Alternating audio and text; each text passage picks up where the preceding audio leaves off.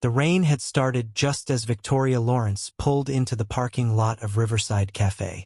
She sat in her silver Mercedes for a full 3 minutes, hands gripping the steering wheel, watching the droplets race down her windshield like the doubts racing through her mind. In the back seat, her son Cameron sat quietly in his specialized car seat, his 11-year-old face pressed against the window. His legs, thin and motionless beneath his Batman hoodie, hadn't moved on their own in 7 years. Not since the accident that had taken his ability to walk and her husband's life in one devastating moment. "Mom, we can still go home," Cameron said softly. "You don't have to do this." Victoria met her son's eyes in the rearview mirror. Those eyes, so much like his father's, held a wisdom that no child should possess. Cameron had watched her go on exactly 9 first dates in the past year. 9 times, she'd left him with her sister. 9 times, she'd come home early, her carefully applied makeup smudged from crying in restaurant bathrooms. "What makes you think I'm nervous?" Victoria asked, trying to inject lightness into her voice. "Because you're using your CEO voice, the one you use before firing someone." Despite everything, Victoria laughed. Her son knew her too well. "Cameron, what if I told you that today is different? What if I told you that this time, I'm not leaving you behind?" Cameron's eyes widened. "You mean? I mean, I'm done pretending. I'm done with men who say they're fine with you but expect you to be invisible. I'm bringing you in there with me." "Mom, that's crazy. He'll run. Then he's not worth our time." Victoria unclipped her seatbelt and turned to face her son fully. "Baby, I've been thinking about this all week. Every man I've dated has eventually made me choose between finding love and being your mother. I'm tired of choosing. We're a package deal, and if Michael can't handle that, then I need to know right now." Cameron bit his lip, the gesture so familiar it made Victoria's heart ache. "What if he's nice to you but weird about me? What if he does that thing where adults talk to you like you're 5 just because you're in a chair?" "Then we leave," Victoria said firmly. "We get coffee, just you and me, and we go to the aquarium like we planned for tomorrow." "But Cam, what if he's different? What if he sees you the way I see you, as the most incredible kid in the world who just happens to use wheels?" "That would be..." Cameron trailed off, hope flickering across his face before fear doused it again. "That would be amazing. But Mom, people don't usually surprise us in good ways." Victoria felt the familiar knife twist of guilt. Her son, at 11, had already learned to expect disappointment. How many times had relatives failed to show up because their houses weren't accessible? How many birthday parties had excluded him because parents didn't want to deal with a wheelchair? How many times had strangers stared, pitted, or worse, pretended he didn't exist? "I know, baby, but sometimes, just sometimes, we have to give people the chance to surprise us." She grabbed the umbrella from the passenger seat. "Now, let's go meet Michael Torres and see what he's made of." Getting Cameron's wheelchair out of the trunk was a practiced dance Victoria could do in her sleep. Unfold, lock the wheels, position it beside the car door, transfer Cameron, careful of his legs, always careful, and then the final check to make sure his hoodie was covering his waist properly, that his backpack with his emergency supplies was secured to the chair. "Ready?" Victoria asked. "As ready as I'll ever be to potentially ruin my mom's love life," Cameron said with a crooked smile. They made their way across the parking lot, Victoria holding the umbrella over both of them while pushing the chair one-handed. Another skill she'd mastered through necessity. Through the cafe's large windows, she could see Michael already seated at a corner table, checking his phone nervously. Michael Torres, 42 years old, a high school history teacher, divorced for 5 years, father to a teenage daughter.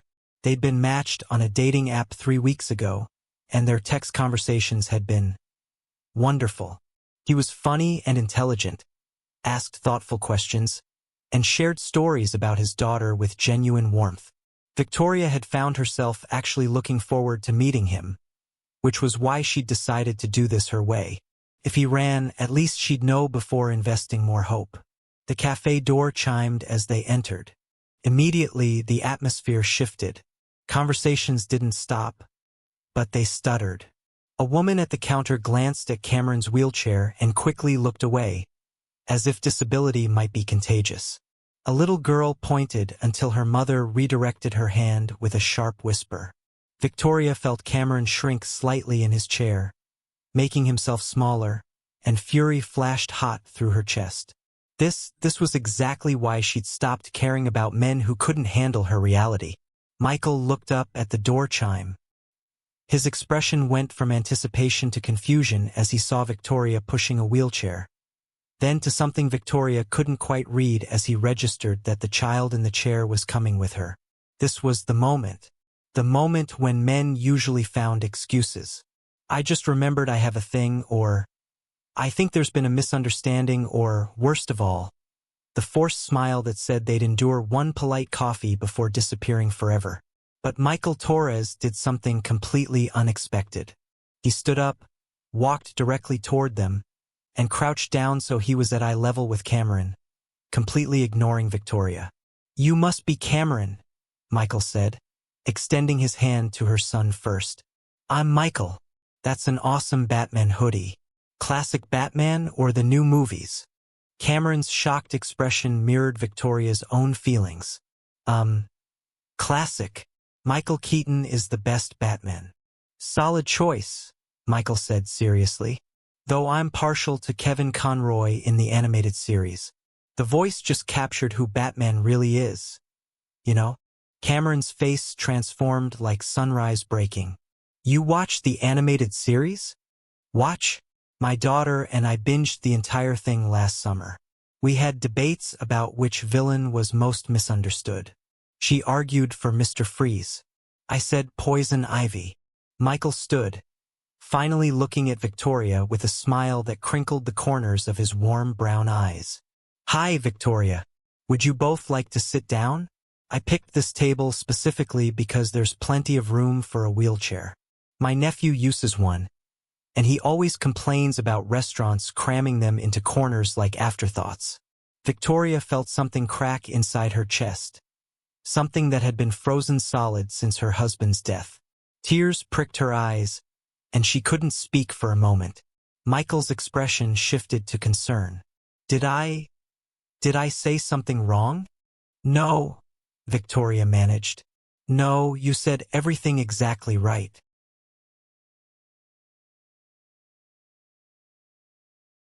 They settled at the table.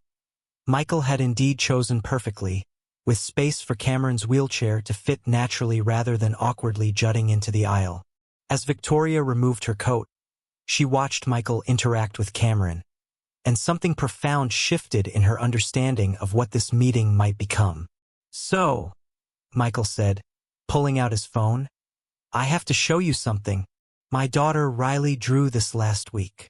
He turned the screen to show an elaborate pencil sketch of the Batmobile. "She's 15 and obsessed with design. Wants to be an automotive engineer." "That's incredible," Cameron breathed, leaning forward to study the details. "The wheels are perfect. Most people don't get the proportions right." "You draw?" Michael asked. "Sometimes. Mostly buildings and cityscapes. I like architecture." "Cameron's being modest," Victoria interjected, finding her voice. "He's extraordinarily talented. He won a citywide youth art competition last year." Michael's eyes lit up. "That's amazing. What was the winning piece?" Cameron's cheeks flushed. It was a drawing of the city skyline at sunset, from the perspective of someone looking up from street level. "I used colored pencils and—" He stopped himself. "Sorry, I get too into it." "Don't apologize for passion," Michael said firmly. "My daughter's the same way. Get her started on torque ratios and suspension systems, and she won't stop for an hour." He grinned. "It's one of my favorite things about her." A barista approached their table, a young man who couldn't have been older than 20. His eyes flickered to Cameron's wheelchair, and his smile became stiff. "What can I get for you folks?" "I'll have a cappuccino," Victoria said. "Cameron, your usual?" Hot chocolate with extra whipped cream, please. The barista nodded, still not quite looking at Cameron. And for you, sir? Black coffee, thanks. Michael waited until the barista left before leaning toward Cameron conspiratorially. Okay, I have to ask. Extra whipped cream. Are we talking about a reasonable amount of extra? Or are we talking about a mountain? Cameron giggled. Actually giggled. A sound Victoria hadn't heard in months. A mountain. Mom always tells them just a little extra. But I want the whole can. A boy after my own heart, Michael said solemnly. Life's too short for reasonable amounts of whipped cream. Victoria found herself relaxing in a way she hadn't expected. Michael's attention to Cameron wasn't performative or forced. He wasn't doing that thing some people did, overcompensating with false enthusiasm or speaking in the patronizing tone reserved for small children.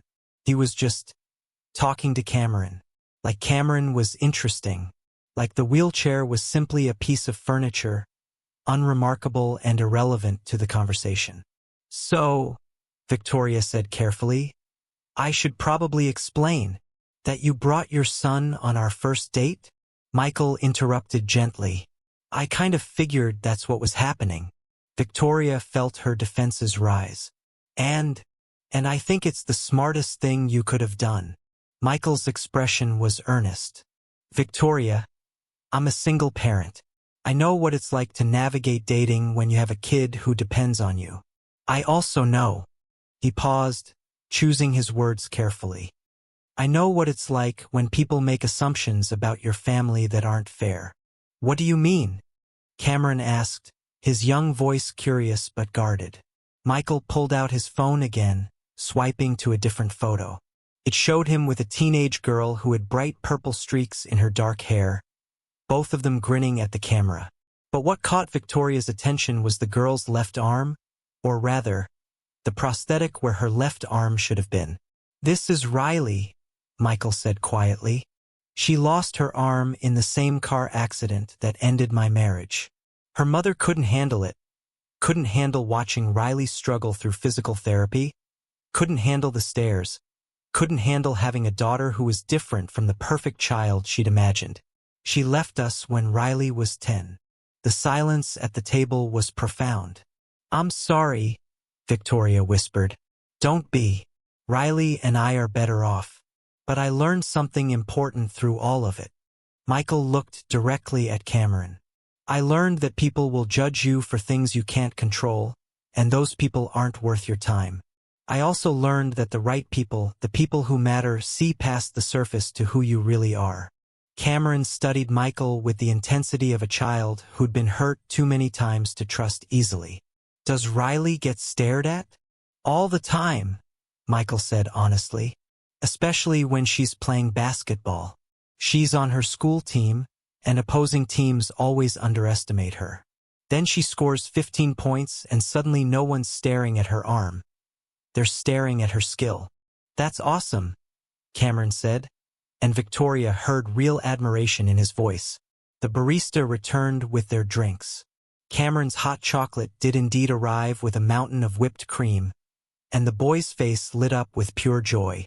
Victory, he whispered, and Michael laughed. A warm, genuine sound that made Victoria's stomach flip in a way she'd forgotten was possible. So, Victoria, Michael said, turning his attention to her while Cameron attacked his whipped cream, I have a confession. I almost canceled today. 3 times, actually. Victoria's heart sank. Oh, not because I didn't want to meet you, he added quickly. But because I was terrified of telling you about Riley. I thought maybe if I waited a few dates, eased you into it. But then I realized that's not fair to anyone. If someone can't handle the fact that my daughter is differently abled, they can't handle being part of our lives. Better to know that immediately than to invest emotions and time into something that's doomed. I brought Cameron for the exact same reason, Victoria admitted. I'm tired of hiding the most important part of my life to make men comfortable. This is who we are. Cameron and I are a team, and if that's too complicated for someone, I need to know on day one. You're a CEO, right? Michael asked. Tech Vision Solutions? Yes. How did you? I might have Googled you, Michael said with a sheepish smile. Not in a creepy way. Just due diligence. I read about your husband. I'm so sorry, Victoria. The familiar ache settled in Victoria's chest. It was 7 years ago. Drunk driver ran a red light. James died instantly. Cameron survived, but his spinal cord was damaged. The doctor said we should be grateful he was alive. And of course I am. But her voice cracked.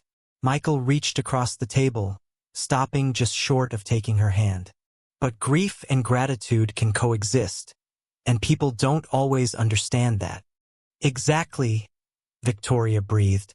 Everyone kept telling me to be strong for Cameron, to focus on his recovery, to be thankful it wasn't worse. And I am, but I also lost my husband and watched my son lose the use of his legs, and sometimes I just wanted permission to fall apart. Did you get it? Michael asked softly. Eventually. My therapist was very insistent. Victoria smiled through her tears. Cameron got therapy too. We both needed it. Riley sees someone too, Michael said. It's been incredibly helpful. She had a lot of anger at first. At the driver who hit us, at her mother for leaving, at the world for being so inaccessible and judgmental. Therapy gave her tools to process all of that.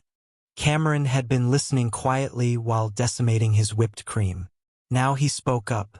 Do kids at school give Riley a hard time? Sometimes, Michael answered honestly. There are jerks everywhere.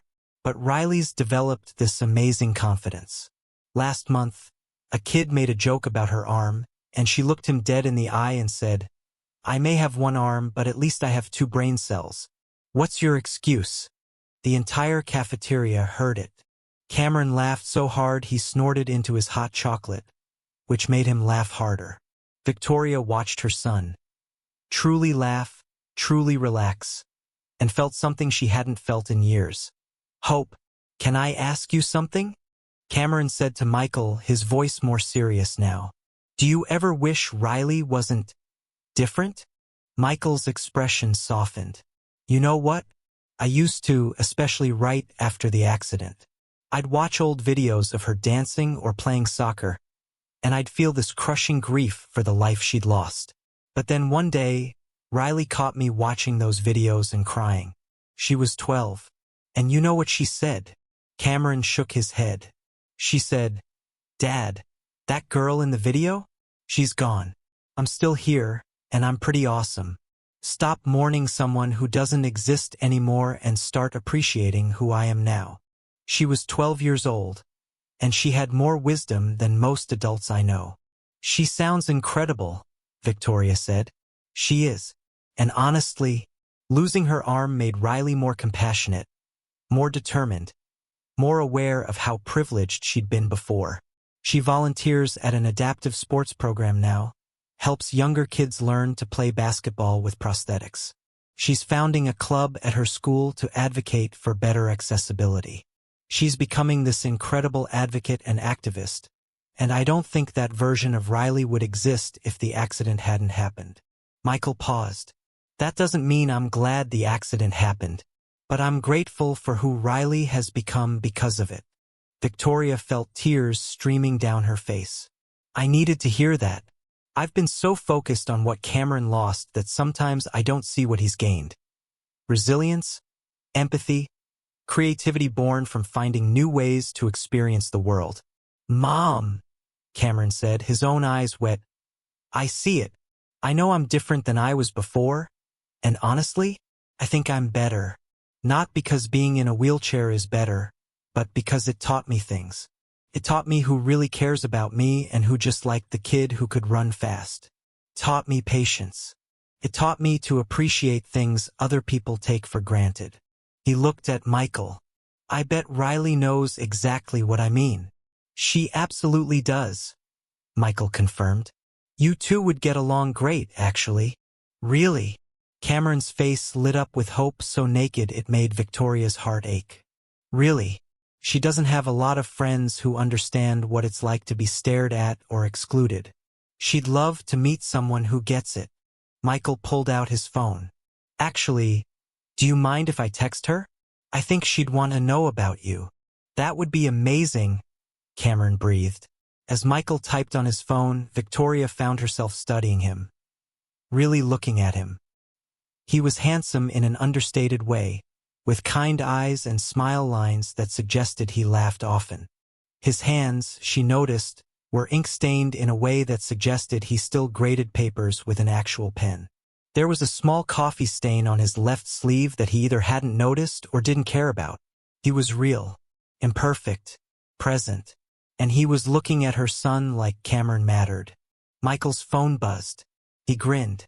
Riley says, and I quote, "OMG Dad, stop embarrassing me by showing strangers my art."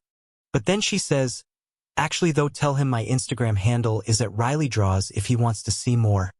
And tell your date that I approve of anyone who brings their kid on a date, because it means they have priorities straight." Cameron laughed. "She sounds awesome. Can I really follow her on Instagram?" "Absolutely." She'd be thrilled. Victoria watched as Michael helped Cameron spell out the Instagram handle. The two of them bent over Cameron's phone together. Something tight in her chest, something she'd been clenching for 7 years, finally loosened. "Michael," she said softly, "can I ask why you're so comfortable with all of this? I don't mean to sound skeptical, but in my experience, most people aren't." Michael set down his phone and looked at her directly. "Honestly, because I've lived it. I know what it's like to watch someone you love struggle with things that should be simple. I know what it's like to fight with insurance companies and schools and restaurants that aren't accessible. I know what it feels like to be so angry at the world on behalf of your child that you could scream." He paused. "But I also know what it's like to watch that same child accomplish amazing things precisely because they had to find different ways to do them. Riley can do pull-ups now. She's stronger than half the boys in her class. She had to compensate. That strength, that determination, that refusal to give up, that came from adversity." "Cameron's the same way," Victoria said. "He's taught himself to do things I never would have thought possible. He can transfer himself in and out of his chair now. He's been taking online coding classes and built an app to help other kids track their physical therapy exercises. He's so much stronger than I ever gave him credit for. Because you're too busy protecting him to notice he doesn't need as much protection anymore," Michael said gently, and Victoria felt the truth of it like a punch to the gut. "Mom does her best," Cameron said, suddenly defensive. "It's not her fault the world isn't built for people like me." "You're absolutely right," Michael said immediately. "Your mom is clearly amazing. I didn't mean to suggest otherwise.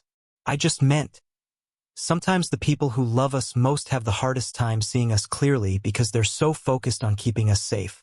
"That's really wise," Victoria admitted. "And probably true. My therapist says the same thing, actually." The cafe had gotten busier around them, the afternoon crowd filing in for post-lunch coffee. Victoria noticed people glancing at their table, some with curiosity, some with pity, one elderly woman with an approving smile. She'd spent 7 years being hyper-aware of these stares, building armor against them. But sitting here with Michael, who understood, and Cameron, who was smiling more than he had in months, the stares mattered less. "Can I ask you something?" Michael said to Victoria. "And please don't feel like you have to answer if it's too personal. Go ahead. How do you balance being a CEO and being Cameron's primary caregiver?" "That has to be incredibly difficult." Victoria laughed, but it was tinged with exhaustion. "Honestly, I'm not sure I do balance it. I have an amazing assistant who knows to keep my schedule flexible for Cameron's medical appointments. I work from home 2 days a week. I pay a premium for excellent after-school care at a facility that's fully accessible and staffed by people who actually see Cameron as a person, not a liability. And I survive on about 5 hours of sleep a night." "That sounds unsustainable," Michael said with concern. "It probably is. But what choice do I have? Cameron needs me. My company needs me. I can't give up either one." "What about help?" Family? My sister helps when she can, but she has 3 kids of her own. James's parents, they love Cameron, but they've never fully accepted his disability.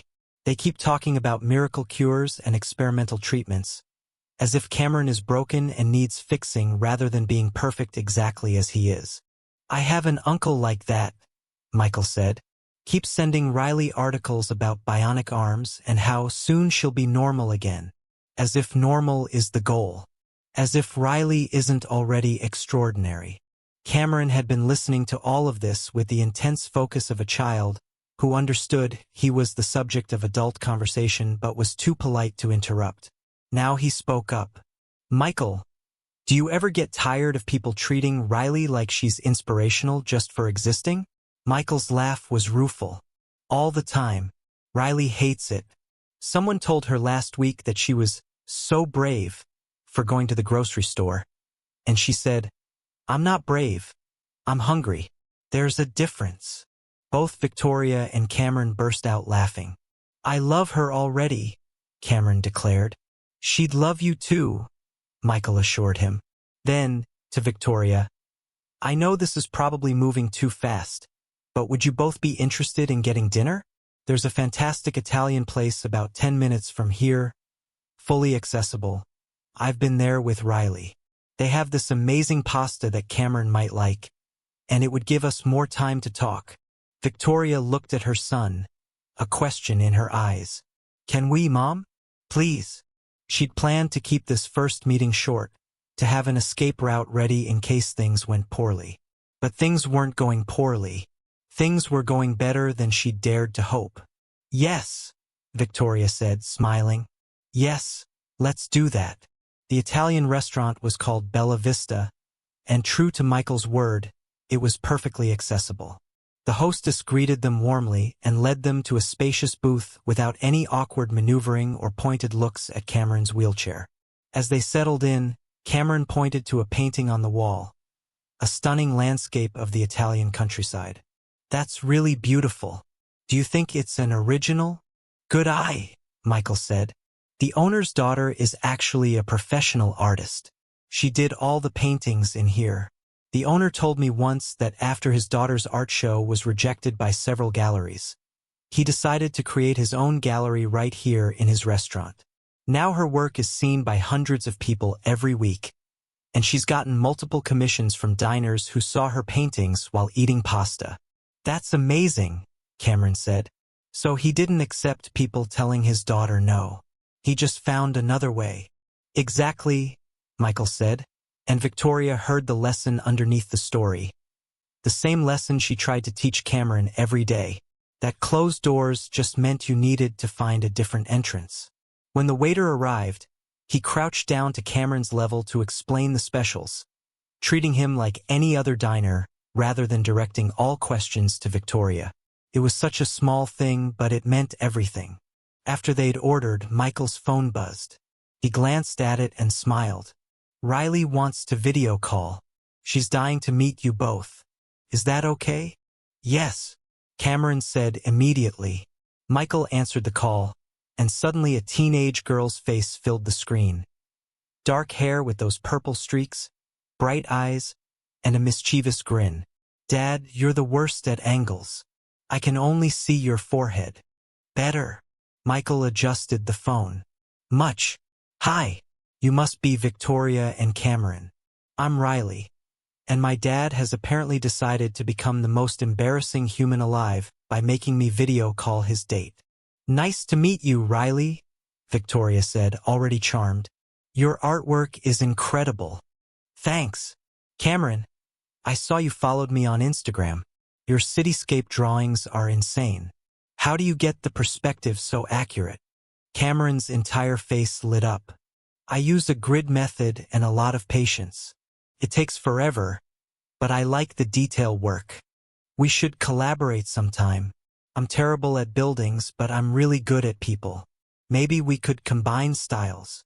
That would be so cool. Riley and Cameron fell into an animated discussion about art techniques, while Michael and Victoria watched with matching expressions of parental pride. Your daughter is wonderful, Victoria whispered. So is your son, Michael whispered back. They're going to be trouble together, aren't they? The best kind of trouble. When the food arrived, Riley said goodbye, but not before extracting promises from Cameron to send her his recent drawings and from Victoria to make sure my dad doesn't mess this up because he really likes you and he's smiling more than he has in a long time. After she hung up, Michael looked sheepish. Sorry about that. Riley has no filter. Don't apologize, Victoria said. I love her honesty. And for the record, I like you too. I'm also smiling more than I have in a long time. Cameron grinned around a mouthful of pasta. You two are being gross, but in a good way. Gross? Michael asked, mock offended. You know what I mean. Adult gross. The kind where you make eyes at each other and think I don't notice. Victoria felt her cheeks heat. Cameron. What? It's true. Michael laughed. Kids got a point. I was definitely making eyes. The dinner continued with easy conversation flowing between all three of them. Michael shared stories about his history students, and Victoria talked about the challenges of running a tech company in a male-dominated industry. Cameron told them about his coding project and his dream of one day designing accessible technology that would make life easier for people with disabilities. That's an incredible goal, Michael said seriously. The world needs more people thinking about universal design. That's what I tell him, Victoria said. Cameron, you could really change things for people. That's the dream, Cameron said. But Victoria heard the uncertainty underneath. If I can figure out how to make it work, if people take me seriously. They will, Michael said firmly. You know why? Because you're passionate, you're smart, and you have personal experience with the problems you're trying to solve. That combination is powerful. Riley faces the same doubts sometimes, wondering if people will take her seriously as an engineer because of her prosthetic. But I always tell her that her perspective is exactly what the world needs. Same goes for you. Cameron looked at Michael with something close to hero worship. Did anyone ever tell you that you're really good at this whole encouraging kids thing? It's literally my job, Michael laughed. I've had a lot of practice. Well, you're good at it, Cameron said decisively. When the check came, there was a brief, polite argument about splitting it that Victoria won by virtue of grabbing the bill first. You can get the next one, she said, then realized what she'd implied. I mean, if there is a next one. If you want there to be a next one. I definitely want there to be a next one, Michael said. And a next one after that. And probably several more after that, if you're interested. I'm interested, Victoria said softly. Gross, Cameron said again, but he was grinning. In the parking lot, as they prepared to go their separate ways, Cameron surprised everyone by asking, Michael, would you want to come to my art show next month? It's at my school. I have 3 pieces in it. Michael's expression went soft. Cameron, I would be honored to come to your art show. Really? Really? Text me the details and I'll be there. Can Riley come too? Yes, Cameron said emphatically. Victoria felt tears threatening again. Her son, who'd been so guarded, so careful with his trust, was opening up to this man who'd shown them both that not everyone would run. Victoria, Michael said, I know this might be too much, but my school is having a family day next Saturday. It's this fun event where teachers' families come and students get to meet everyone. Riley usually comes alone with me, but if you and Cameron wanted to join us, we'd love to, Victoria said before she could overthink it. Yeah, Cameron added. Can I meet your students? They'd love you, Michael said. Fair warning. They're high schoolers, so they're dramatic and loud and will probably interrogate you about everything from your favorite superhero to your opinion on whether pineapple belongs on pizza. It doesn't, Cameron said solemnly. Oh, thank God. Michael breathed. Victoria, please tell me you agree. Riley thinks it does, and I need someone on my side in this debate. Team no pineapple, Victoria confirmed, and Cameron high-fived her. Michael laughed, the sound warm and genuine in the cooling evening air. This is going to work out great. As they said their goodbyes and Victoria loaded Cameron back into the car, her son was practically vibrating with excitement. "Mom," he said as she buckled him in, "I really like him." "Me too, baby. And Riley is so cool. Did you see her drawings? She's so talented, and she's confident, and she doesn't seem scared of anything. She reminds me of someone else I know," Victoria said, kissing Cameron's forehead. "Are you going to marry him?" Cameron asked with the bluntness of an 11-year-old. "Cameron, we just met him today." "So? You like him? He likes you. He's nice to me. He understands about wheelchairs and accessibility and all that stuff. And his daughter is amazing. Seems pretty perfect to me." Victoria laughed. "Maybe it is perfect, but let's take it slow. Okay? We have time." "Okay," Cameron agreed. Then, "But Mom, thanks for bringing me today.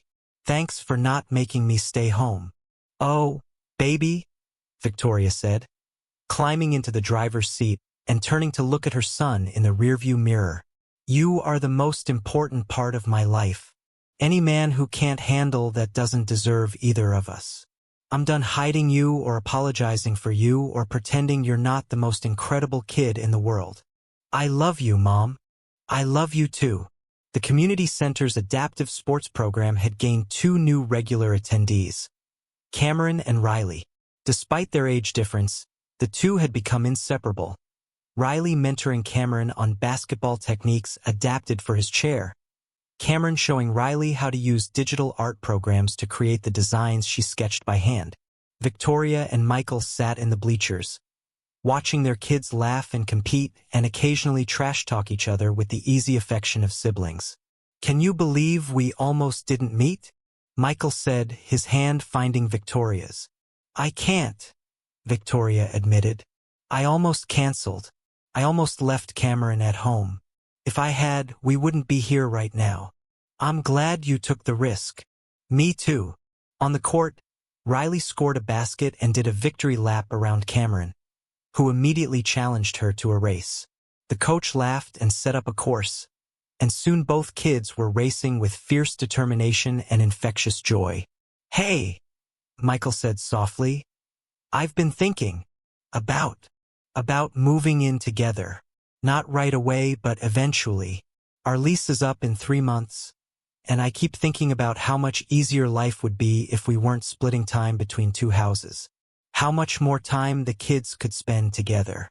How much more time we could spend together." Victoria's heart raced. That's a big step." "I know. But Victoria, I love you.